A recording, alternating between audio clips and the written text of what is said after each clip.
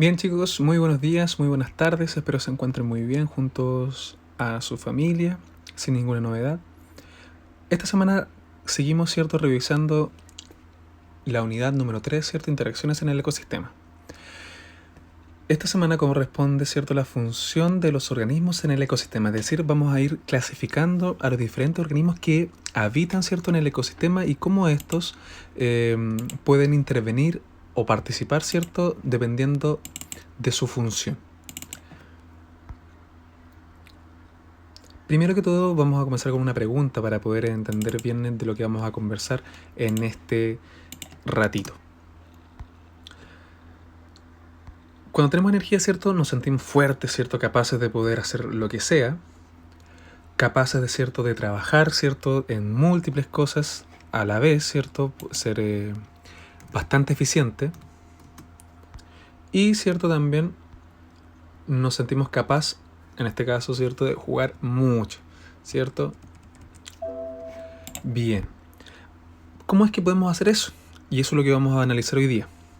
Por lo tanto, el objetivo de hoy día es observar y representar mediante esquemas la relación que existe entre los seres vivos. Es decir, cómo es que nosotros podemos hacer todo lo que yo les comentaba, porque de alguna forma tenemos que obtener esa energía que hablábamos.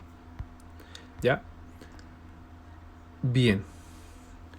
Cuando hablamos, ¿cierto?, del tema de cómo nosotros podemos obtener esta energía no proviene de la nada, ¿cierto? Porque la energía, si nos ponemos a pensar un poquito mejor, la energía tiene un propósito, una forma, o una ley más bien, ¿cierto?, de funcionamiento.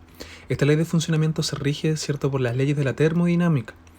La primera ley de la termodinámica dice que la energía no se crea ni se destruye, solo se transforma. ¿Ya? Por lo tanto, los seres vivos necesitan energía no solo para sentirse vivos, sino que para realizar sus actividades cotidianas. Por ejemplo, los seres vivos que viven en un mismo lugar no solo comparten el ambiente, sino que se encuentran estrechamente relacionados unos con otros y con el medio físico. ¿Ya? Es decir, que están íntimamente, cada uno tiene una función específica, eso es lo que quiere decir. No están ahí al azar ni porque sí. Es así, por ejemplo, que si disminuye o se limita la fuente de alimento de un organismo, como en el caso del conejo, por ejemplo, que si yo desaparezco el pasto, ¿cierto?, a raíz de un incendio o a raíz de, no sé, de regar un fertilizante o en este caso un líquido que haga desaparecerlos, el pasto va a influir indirectamente, por ejemplo, en otro organismo que se alimente del conejo. ¿Ya? ¿Por qué? Por ejemplo, porque aunque no se alimente este organismo del pasto, va a haber limitado el alimento porque el conejo se alimenta del pasto. Y si no hay pasto, el conejo no va a tener comida. Si no tiene comida, lo más probable es que emigre de ahí, es decir, se vaya de ahí o incluso muera. Por lo tanto, el organismo que se alimente del conejo va a ver que su alimento va a estar disminuido. Por eso es importante entender que la materia y la energía está constantemente fluyendo, ¿ya? Y están todos íntimamente relacionados. Todos tienen una función importante, ¿ya? Ahora, ¿cómo fluye la materia y la energía en los ecosistemas? Como ya lo habíamos estudiado, ¿cierto? Todo esto parte a raíz de la fotosíntesis, ¿cierto? La fotosíntesis, ¿cierto?, es la producción de glucosa, ¿cierto?, a partir de el agua, el dióxido de carbono y la luz, ¿cierto?, por parte de los organismos autótrofos, ¿ya? Esto, ¿cierto?, es importante porque sin estos organismos, el resto de organismos que se alimenta tanto de las plantas o de los organismos que nos alimentamos de otros organismos que se alimentan de plantas, tampoco podríamos obtener esa energía y esa materia. Por eso es importante, ¿cierto?, que entender que a partir de la fotosíntesis todo esto se genera. ¿Ya? Entonces, todos los seres vivos que habitan en la Tierra, ¿cierto?, dependen de la energía solar directa o indirectamente. Ejemplo, ¿cierto?, un arbusto obtiene la energía directamente de la luz solar. ¿Y para qué la obtiene? Para poder realizar, ¿cierto?, fotosíntesis. ¿Ya? Ahora bien, esta energía, ¿cierto?, que proviene del sol es la energía lumínica. Pero nosotros y los organismos que se alimentan directamente de las plantas no podemos utilizar esta energía lumínica directamente. Es decir, yo no la puedo utilizar, por ejemplo, para poder, no sé, trabajar o hacer algún tipo de actividad en mi cuerpo, por ejemplo. No sé, que mis funciones corporales se mantengan. Por lo tanto, yo requiero transformar, o un organismo requiere transformar esta energía, ¿cierto?, lumínica en energía química, es decir, la glucosa.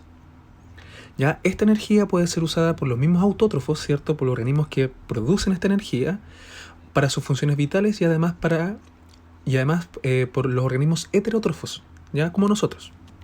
Son por lo tanto los autótrofos los que ingresan la energía a los ecosistemas y constituyen, ¿cierto?, la base del flujo de materia y energía que circula entre los seres vivos. Todo lo que yo les estaba explicando, todo lo que yo les decía, se resume en lo último que les comenté. Los autótrofos son la base. Gracias a ellos, nosotros y el resto de heterótrofos podemos vivir, porque son ellos los que captan la energía solar, la energía lumínica, ¿cierto?, y la transforman en energía química. ¿Para qué? Para utilizarla ellos mismos, ¿cierto?, pero también para que quede disponible para el resto de organismos que nos alimentamos, ya sea en primero o segundo orden de estos organismos, ¿ya? Entonces, en resumen podemos decir que la fotosíntesis es un proceso de transformación energética.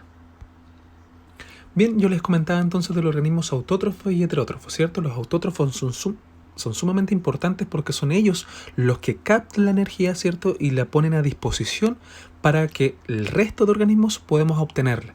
Si no existieran estos organismos capaces de transformar la energía lumínica en energía química, es decir, la glucosa, nada de lo que nosotros vemos hoy en día existiría. Por eso son de vital importancia, por eso es importante mantener nuestros bosques, mantener a nuestros organismos autótrofos, ¿cierto? Y no, por ejemplo, talar los árboles, no hacer tanto crecimiento urbano, porque estamos generando, ¿cierto?, que hay una disminución de estos organismos y así nos vemos afectados todos, ya sea en la cantidad de energía disponible como incluso en la disponibilidad de oxígeno, que a pesar de ser un desecho de las plantas, de estos organismos autótrofos, a nosotros nos es muy, muy útil. Bien. Cuando hablamos de organismos autótrofos, ¿cierto?, nos estamos refiriendo a los que tienen la capacidad de producir su alimento, ¿cierto? Son capaces también de incorporar, la energía lumínica del sol al ecosistema, ya transformando la energía lumínica en energía química, es decir, glucosa. Y usan esta energía, ¿cierto?, para el crecimiento y desarrollo de sus estructuras. Ellos utilizan esta energía, ¿cierto?, pero también queda disponible para los que se alimentan, ¿cierto?, de estos organismos. Dentro de los organismos autótrofos los vamos a llamar también organismos productores. También se conocen de esa forma, ya que a través de ellos, ¿cierto?, se realiza la fotosíntesis para producir su propio alimento. Por eso se le llaman productores. Cuando yo me refiero a organismos autótrofos, también me puedo estar refiriendo a los organismos productores, ¿ya? Nos estamos refiriendo, ¿cierto?, al tipo de nutrición, cómo se clasifican estos organismos. Todos los organismos autótrofos son llamados también organismos productores, ¿ya? Ahora bien, dentro de los organismos heterótrofos tenemos organismos que son de distinta orden o de distinto nivel, ¿ya? Por ejemplo, tenemos a los herbívoros, ¿cierto? Los herbívoros son todos estos organismos que se alimentan de las plantas, consumiendo sus hojas, flores, frutos, polen, néctar o semillas, es decir, se alimentan directamente de ellos. Acá de ejemplo, ¿cierto?, tenemos el colibrí, el pudú, un ratón, ¿cierto?, etcétera. Todos los organismos capaces o que se alimentan directamente de la planta o de sus distintos componentes. Tenemos otro tipo de heterótrofo, consumidor, ¿ya? Recuerden que los heterótrofos son estos organismos que no son capaces de fabricar su propio alimento, por lo tanto también se le puede denominar consumidor, ¿ya? Por un lado tenemos los herbívoros, ¿cierto?, que son directamente los que se alimentan de vegetales, ¿cierto?, de plantas. Y los carnívoros, en este caso, ¿cierto?, son los organismos que se alimentan de otros animales, ¿ya? Generalmente se alimentan de estos organismos herbívoros, ¿ya? Acá, ¿cierto?, tenemos, no sé, la foca, el puma, el águila, ¿ya?, la orca, etc. Otro tipo de consumidor es el omnívoro, ¿ya? Estos organismos consumen alimentos tanto de origen vegetal como de origen animal, ¿ya? Por ejemplo, el cerdo, la gallina, el oso, ¿ya?, pueden consumir de los dos tipos de origen. También tenemos los carroñeros, ¿cierto? Son organismos que se alimentan de los desechos de las presas que ya están muertas, ¿ya? ¿Cierto? Que fueron heridas o fueron cazadas por otro organismo, pero que no se pudo comer todo lo orgánico de ese animal. Por lo tanto, estos se alimentan de los restos, ¿ya? De lo que sobró, ya sea de los huesos, ¿cierto? De la piel, de lo que el otro organismo no se alimentó. Y acá tenemos, ¿cierto? De ejemplo, el buitre, el cangrejo, el jote, ¿cierto? Son todos ellos organismos carroñeros. Y por último, pero no menos importante, tenemos a los descomponedores o detritívoros, perdón. ¿Ya? Estos organismos son sumamente importantes, ¿ya? Porque estos degradan, ¿cierto?, los restos orgánicos de cadáveres de los productores y consumidores y obtienen sus nutrientes retornando al medio ambiente, ¿cierto?, las sustancias esenciales para que las plantas así realicen su fotosíntesis. En términos concretos, los descomponedores están en todos los niveles, ya sea, ¿cierto?, se alimentan de los vegetales o de los heterótrofos. La diferencia es que estos se alimentan de todo lo que sobró ya, de lo que nada pudo, por ejemplo, comerse el carroñero. Por lo tanto, ellos degradan, pudren los restos orgánicos para devolverlos a la tierra. De esta forma, ¿cierto?, se generan los nutrientes necesarios para las plantas y para que las plantas tomen estos nutrientes, ¿cierto?, y generen, ¿cierto?, y puedan realizar la fotosíntesis. Por eso son sumamente importantes estos organismos.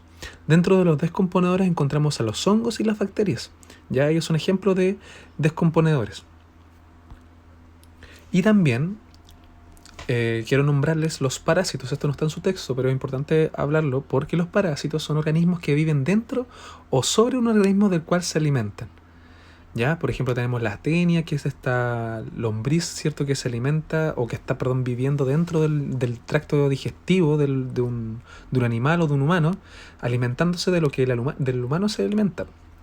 Otro parásito muy común, ¿cierto?, son los piojos, la pulga, la garrapata. Ellos son parásitos porque se alimentan de lo que se alimenta el organismo, incluso puede perjudicarle, ya sea, por ejemplo, provocándole la muerte, ¿ya?